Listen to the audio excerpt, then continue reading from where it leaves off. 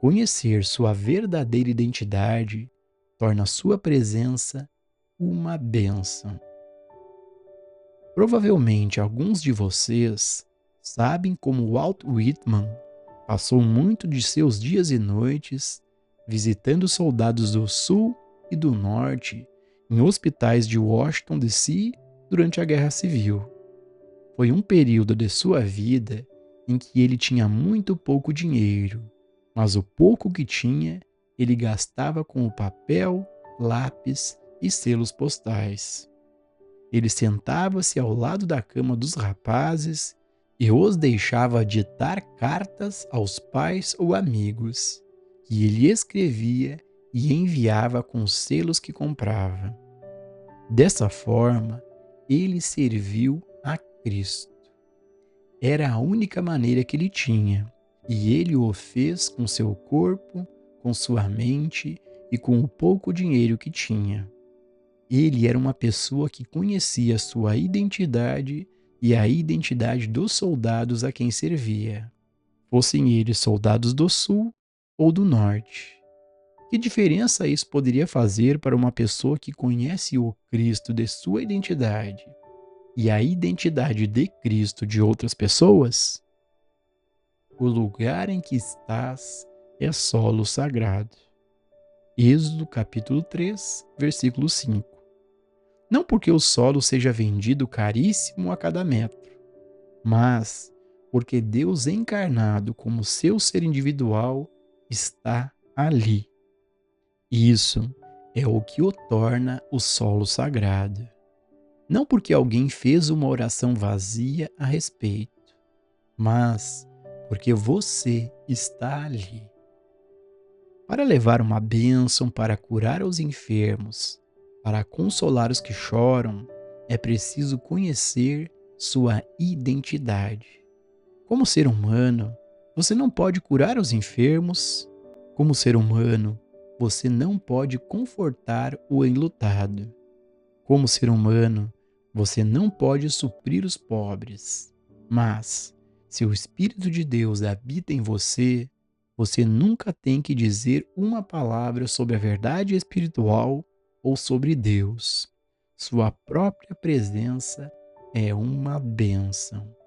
Na verdade, quanto menos você disser, melhor.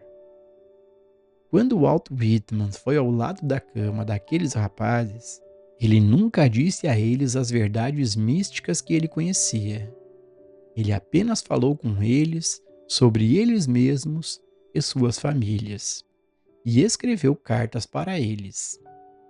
Frequentemente, os médicos relataram que os homens despertaram do medo da morte por ele se sentar ali escrevendo as cartas. Foi esse o motivo? Não. A razão é que ele foi lá com amor em seu coração. E porque Deus é amor, ele foi com Deus em seu coração e sua presença era a presença de Deus. Pessoal, para a gente poder ter uma visão mais real e uma compreensão profunda disso que o Joel Goldsmith está trazendo neste trecho, mais uma vez, o mestre Gualberto está aqui conosco. Gratidão, mestre, pela presença. Mestre, nesse trecho, o Joel Goldsmith comenta sobre o amor. E é bem comum, mestre, a ideia de que podemos amar os outros, de que sabemos o que é o amor. O mestre pode compartilhar a sua visão do que é o verdadeiro amor? Aqui, Gilson, mais uma vez estamos diante de um desafio. E o desafio é a compreensão da verdade sobre o amor. Você pergunta o que é o amor verdadeiro? Aquilo que é o amor não é algo que se define. Quando nós vamos ao dicionário, a gente tem ali uma definição. Quando a gente escuta uma palestra, o palestrante pode definir, segundo o que ele acredita, essa questão do que o amor representa para ele. Mas nós podemos sim ter uma ciência da verdade do amor. do verdadeiro amor, quando descobrimos em nós mesmos o fim do conflito, o fim da desordem, o fim da confusão, o fim do sofrimento. A realidade do amor é aquilo que está presente quando a verdade do amor, que é Deus, se revela. Essa ideia de dar amor ao outro é algo falso. Você, como alguém, como uma pessoa, não tem amor para dar. Veja como isso é complicado em nossas cabeças. Em nossas relações com as pessoas, nós podemos dar carinho, afeição, apreciação, bons tratos, cuidado, dedicação. Tudo isso é maravilhoso. Mas por que isso ainda não é amor? Porque o amor é algo além disso. Se o amor está presente, isso existe. Mas isso também pode existir sem a presença do amor. Nós podemos fazer tudo isso por diversas razões, das quais nem mesmo temos consciência. E não temos ali a presença do amor. Quando há esta verdade do amor, essas ações são ações que nascem da própria consciência divina. Não nasce de uma pessoa. Eu posso mostrar isso aqui agora para vocês. Qual é a diferença de tudo isso que nós praticamos, que nós chamamos de amor nas relações, para o amor verdadeiro? Observe, você pode dar carinho, afeição, cuidado, bons tratos, alegria, prazer para o outro. Mas por que isso ainda não é o amor real?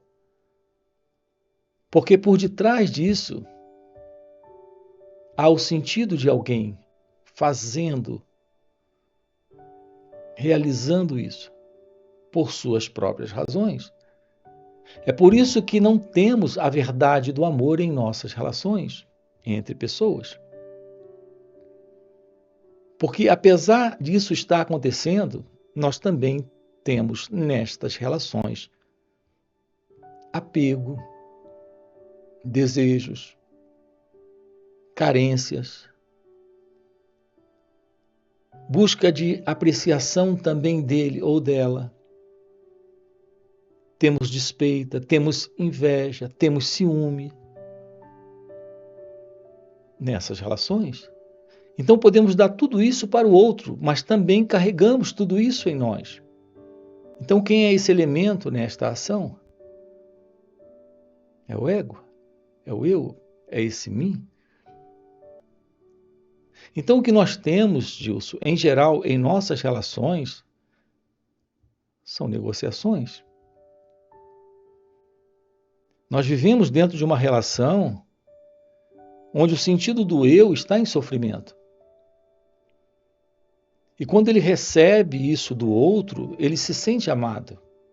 Isso que acabamos de relatar aqui, carinho, apreciação, cuidado. Ele se sente amado. Mas quando o outro para de dar isso para ele se sente traído, magoado, ofendido, ferido, com raiva, enciumado. Então, onde está a presença do amor em nossas relações? Quando o sentido do eu está presente? Então, Gilson, não conhecemos a verdade do amor. Porque estamos vivendo uma vida centrada no movimento de uma identidade presente. Autointeresseira, que está sempre buscando algo precisando de algo, esperando algo dentro das relações, podemos nos livrar disso para a ciência da realidade do amor. Assim, quando a presença desse amor está, não tem alguém amando alguém, tem a presença do amor. Essa é a beleza deste amar o próximo. Veja, o ego não pode amar o próximo. O ego tem negócios com o próximo. Esse amor ao próximo é a realidade de Deus presente, que no próximo está vendo a si mesmo. Então é algo diferente, totalmente diferente desse conceito de amor que nós temos. O mandamento de Jesus de amar o próximo como a si mesmo, isso requer que você esteja livre do sentido desse mim, desse eu, desse você.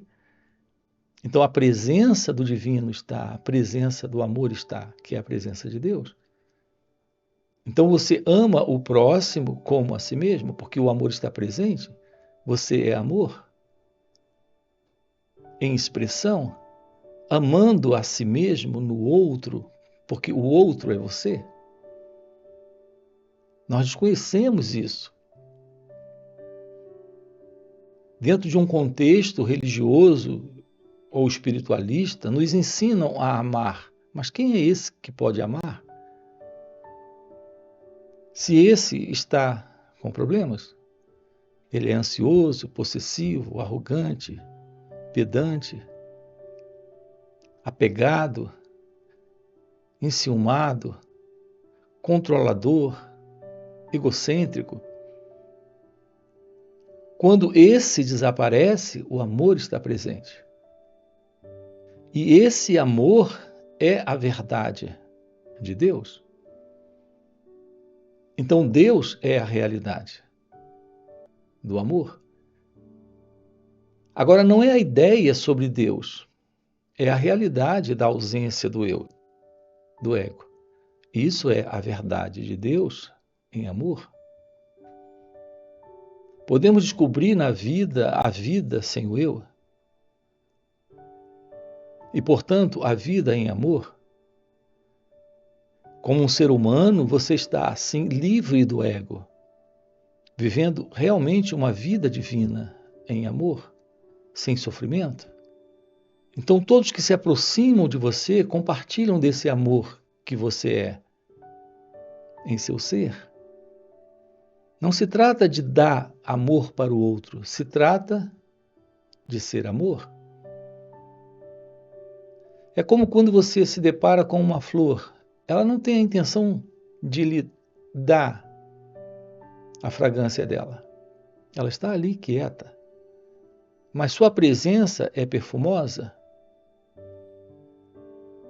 Está cheia de beleza, silêncio e perfume. Qualquer um que se aproxime dessa flor irá perceber essa beleza, esse silêncio e esse perfume. Você é essa flor quando o ego não está. Assim como a flor não está dando seu perfume para ninguém, ela está apenas quieta, você permanece quieto em seu ser. Isso é a presença do amor. Não tem essa troca, esse dar nem receber. Não há ciúme, não há inveja, não há posse, não há controle. Não há o desejo de dar. Tudo isso faz parte da ilusão do ego e isso não está presente. Isso é a verdade do amor. Esse é o verdadeiro amor.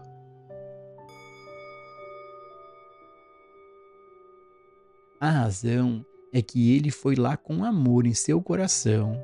E porque Deus é amor, ele foi com Deus em seu coração e sua presença era a presença de Deus. Quem vai a algum lugar com amor, vai com Deus. porque Deus é amor. Veja bem que, então, enquanto houver amor em seu coração, não o tipo pessoal de amor, que escolhe apenas aqueles para quem deseja ser bom, mas o amor que está disposto a compartilhar com os pobres, os infelizes, o doente ou o enlutado. Você está carregando Deus em seu coração e, portanto, sua presença é uma bênção para qualquer pessoa, para todos. Sem esse amor em seu coração, você é estéril. Sua presença não é uma bênção. E não há bênção voltando para você, porque nenhuma bênção chega a ninguém, exceto a bênção que Ele próprio envia. É o pão que você joga nas águas que volta para você. Apenas a doação de si mesmo dá um propósito real à vida. Com frequência, é feita a pergunta sobre a razão de vivermos. Você tem um motivo para viver? Existe alguma razão para você permanecer na Terra? A resposta deve ser não, a menos que você esteja vivendo impessoalmente como uma bênção para o mundo. Não me refiro a ser bom apenas para sua família. Uma vida inteira de devoção à sua família não merece meia estrela dourada, porque você não está fazendo isso de forma altruísta. Sua família é parte de seu eu humano. Você poderia morrer de fome para mandar toda a sua família para a faculdade, e isso não lhe valeria nenhum mérito. É o que você faz impessoalmente, é o que você faz a outra pessoa que não o chama, isso é amor. O outro é egoísmo, não importa como seja chamado. Nesse trecho, o Joel Goldsmith comenta sobre as ações egoístas que o ser humano tem. Mestre, tu pode compartilhar a sua visão do que é uma ação livre do ego? Gilson, uma ação livre do ego é a ação real. Nós desconhecemos nossas ações, como elas se processam em nós. Elas se processam em nós, em geral, com base numa reação. Uma resposta que vem do passado, que responde a esse momento, é uma ação. Nós estamos o tempo inteiro tomando ações, mas são ações que desconhecemos como elas se processam em nós. É por isso que nós precisamos da verdade do autoconhecimento, para descobrir a verdade sobre quem nós somos nesse instante. Então há uma clareza de que nossas ações são ações reativas. São ações que nascem do ego. Essas ações não são livres. A partir deste eu, deste mim, deste ego, nossas ações são atividades centradas no autointeresse. Nossa fala, nossos gestos, nossa relação com ele ou ela, onde as ações estão acontecendo. Há por detrás dessas ações, de uma forma inconsciente, todo um movimento autocentrado, de autointeresse. Essas são as ações reativas do ego. São as ações que, em geral, nós tomamos. O tempo inteiro estamos nesse modelo de ação egocêntrica, sem qualquer ciência, sem qualquer consciência. Você pergunta o que é a ação livre do ego? É a ação que não nasce desse centro, que é o eu, o mim. São as ações que não nascem desse fundo que é esse elemento que é o ego, que é o pensador, que é o experimentador, que vem do passado. Então, o que são as ações livres do ego? São ações que atendem a esse momento sem o autointeresse. Em alguns momentos na vida, nós temos ações assim também. Ações sem qualquer interesse. Ações que ocorrem apenas pela alegria de acontecer.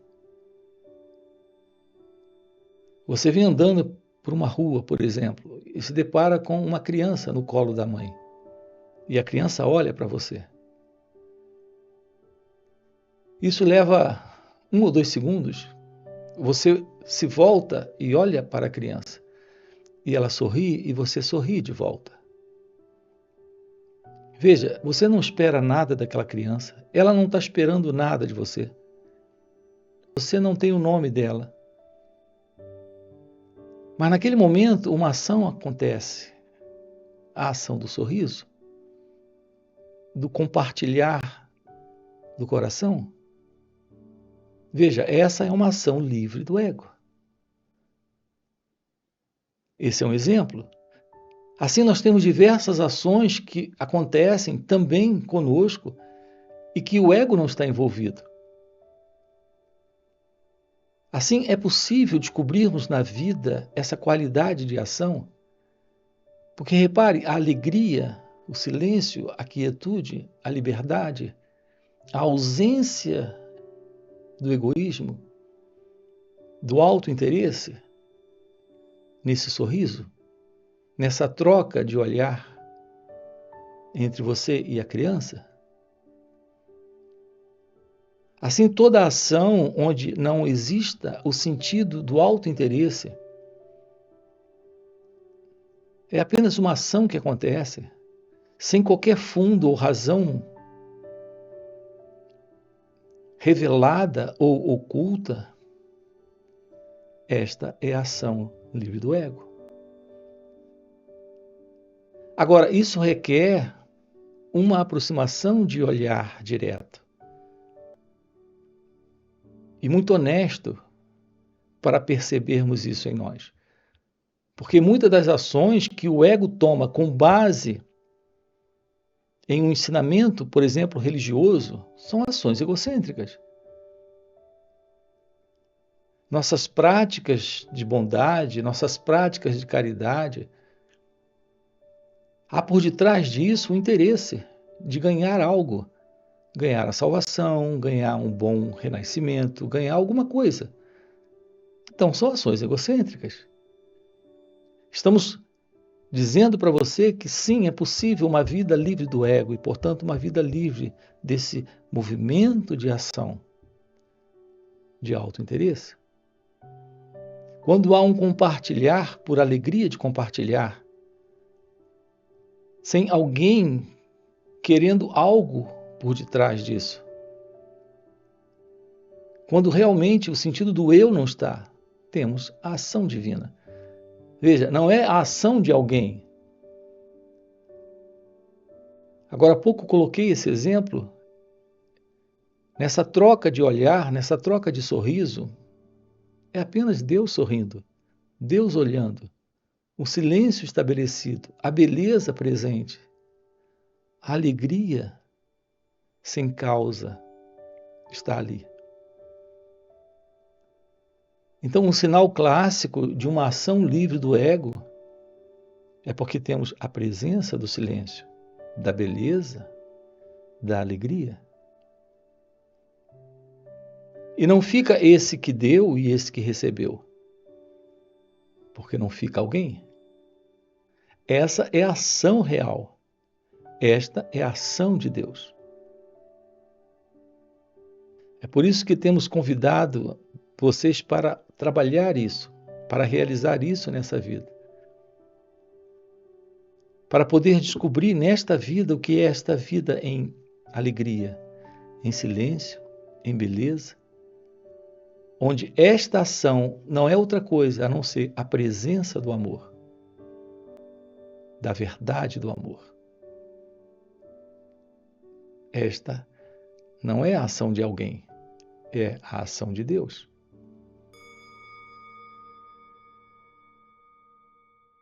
Não há crítica, nenhum julgamento e nenhuma condenação por causa disso.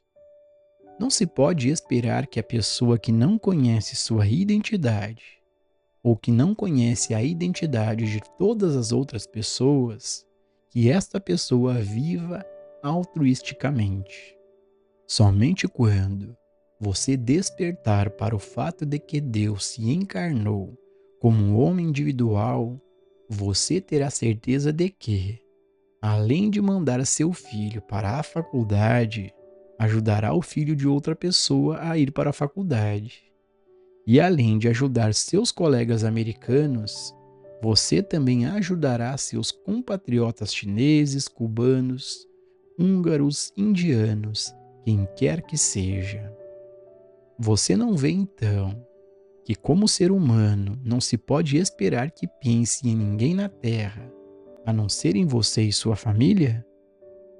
No momento, porém, que você faz a transição de ser o homem da Terra para aquele homem que tem o seu ser em Cristo, você não se importa se for crucificado por seus discípulos, por seus alunos ou por qualquer pessoa, porque você está agora devotando sua vida a Cristo.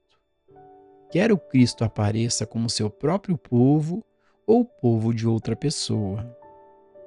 Paulo, que era hebreu, deu sua vida para que a mensagem cristã fosse levada aos europeus, que não eram hebreus, aos pagãos e aos gregos. Ele levou a palavra por todo o sudeste da Europa, não apenas para o seu próprio povo, mas para qualquer pessoa que quisesse ouvi-la. Por quê?